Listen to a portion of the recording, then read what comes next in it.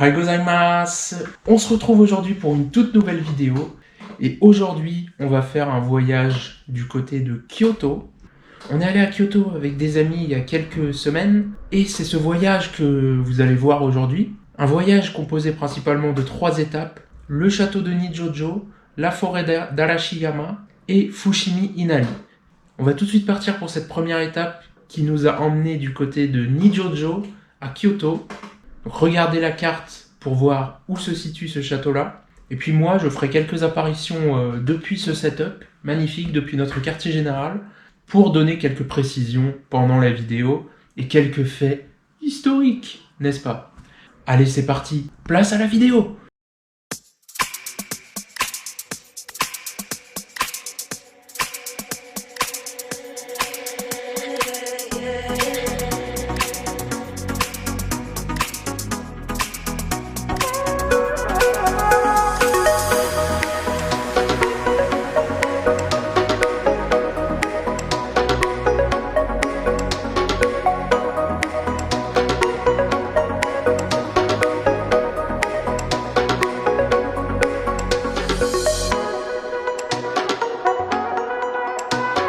Hey, donc on est bien arrivé à Tokyo.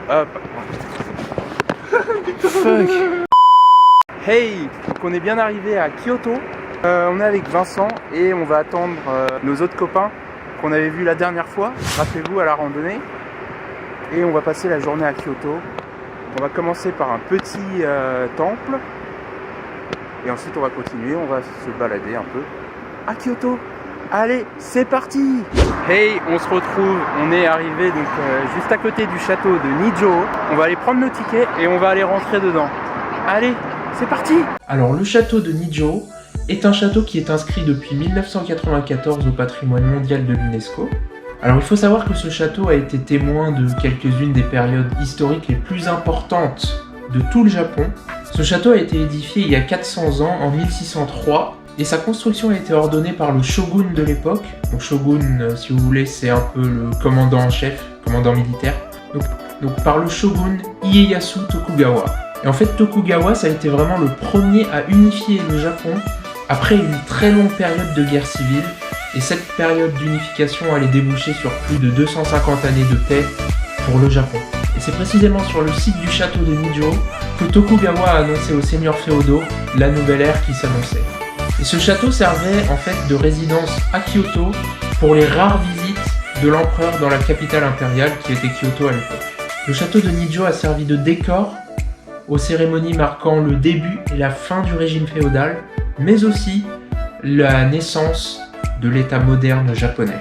Le château est vraiment témoin de toutes les ères par lesquelles le Japon est passé pour déboucher sur la démocratie moderne qu'on connaît aujourd'hui au Japon. Et pour le plan du château, donc il y a plusieurs palais, des douves intérieures, ainsi que plusieurs jardins qui chacun sont les témoins d'une période particulière, au même titre que plusieurs galeries de peinture.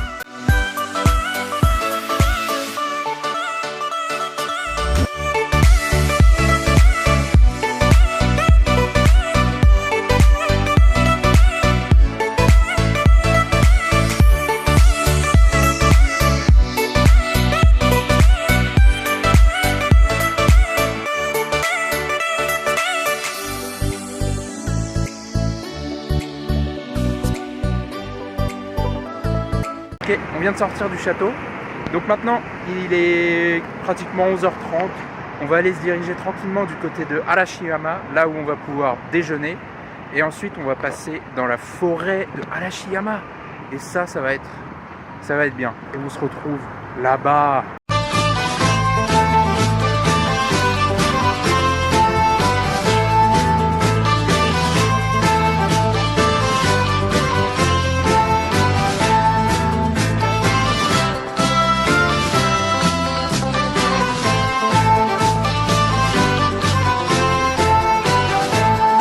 Ok, donc on se promène dans la vallée d'Arashiyama et on va aller manger. On se prépare à aller manger et ensuite on va visiter la forêt. Voilà où on va manger. Allez!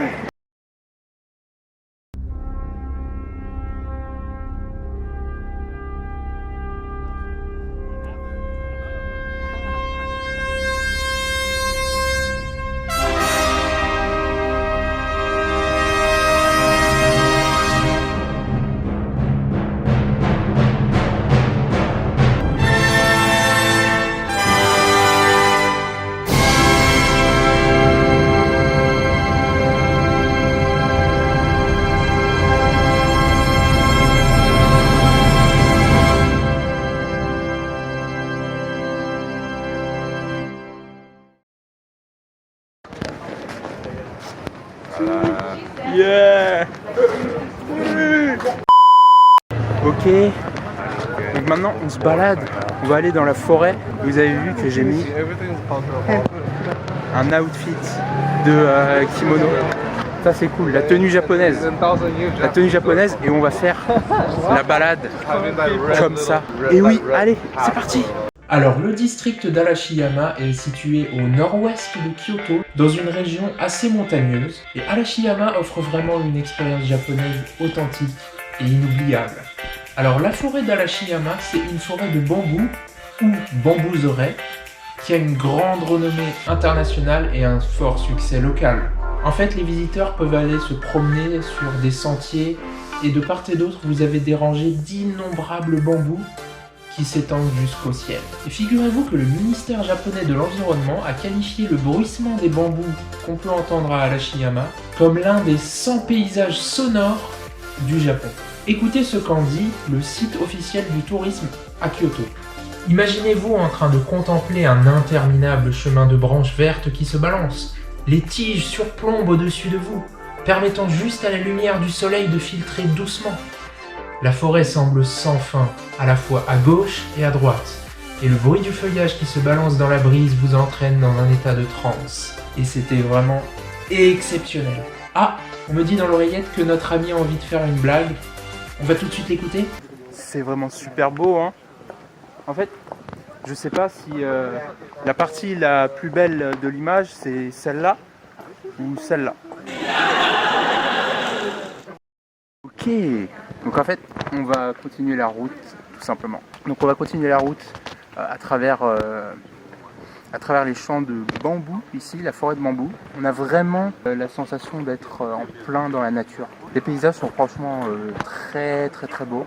Moi je suis pas le seul non plus à avoir ces petits vêtements japonais. Donc c'est vraiment en fait une tenue, un kimono traditionnel japonais. Même donc dans la façon dont il me l'a mise, dont la personne s'est occupée de moi, elle a bien fait attention. Par exemple, ici vous voyez, il faut avoir un ordre spécial dans les côtés des kimonos. Ok ? Par exemple, vous pouvez pas mettre la mauvaise comment ça s'appelle ? La mauvaise partie au-dessus de l'autre partie. La partie, voilà, comme ça. Donc en fait, il faut que cette partie gauche là soit au-dessus de la partie droite. Ok ? Donc voilà, donc ça c'est la personne qui me l'a faite tout à l'heure quand on est parti prendre cette tenue. Donc là, maintenant, on va continuer la route dans cette forêt de bambou. Et ensuite, on va sortir et on va se retrouver.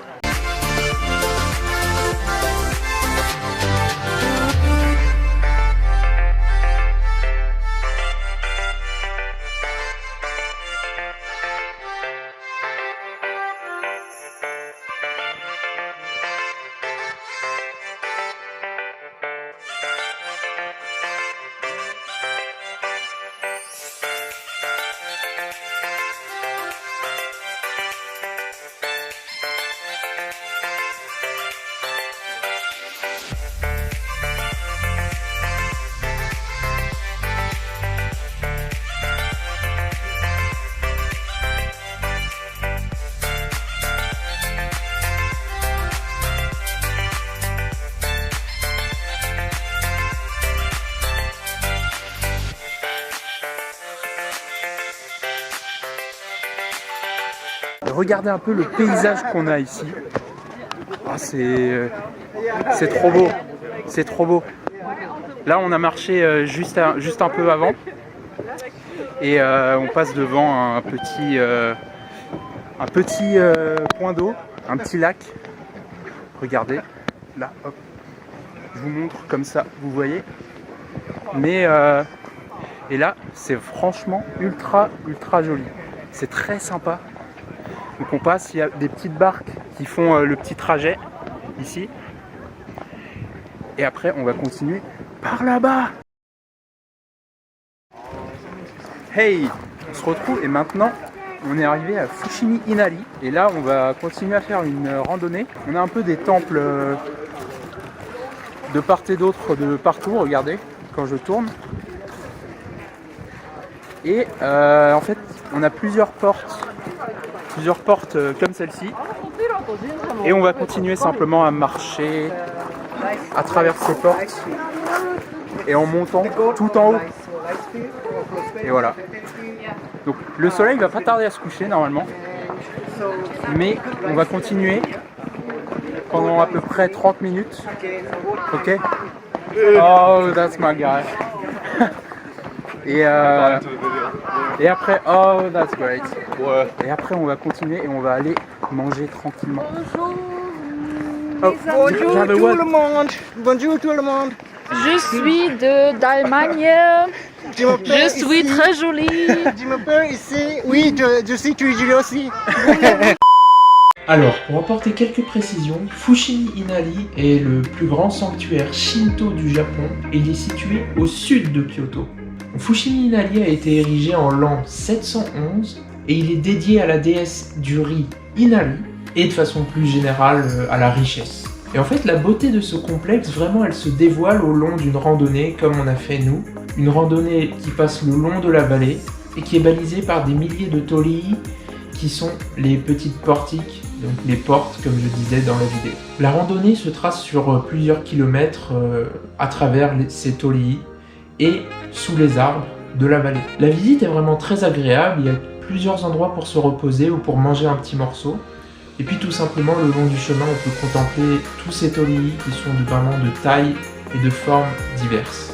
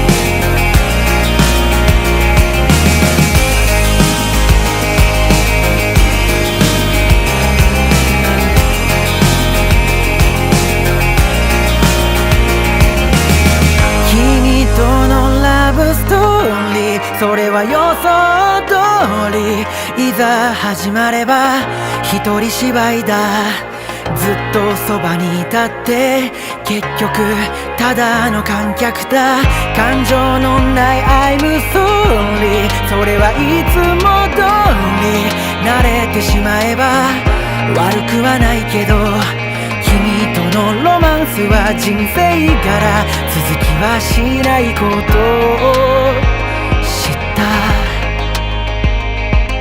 もっと違う設定でもっと違う関係で出会える世界線選べたらよかったもっと違う性格でもっと違う価値観で愛を伝えられたらいいねそう願っても無駄だからグッバイ君の運命の人は僕じゃない辛いけど否めないでも離れがたいのさその髪に触れただけで痛いでも甘いないグッバイそれじゃ僕にとって君は何答えはわからないわかりたくもないのさたった一つ確かなことがあるとするのならば君は綺麗だ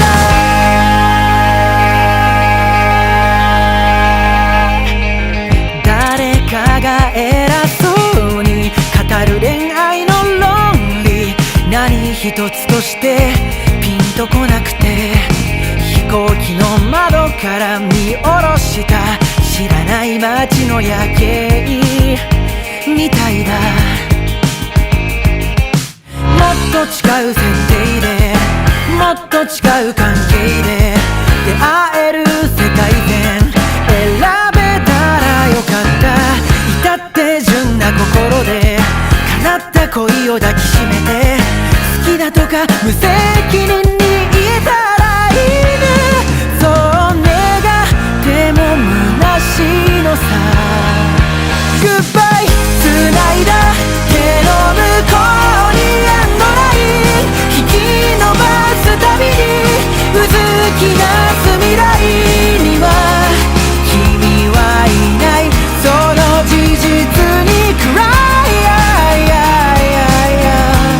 そりゃ苦しいよな。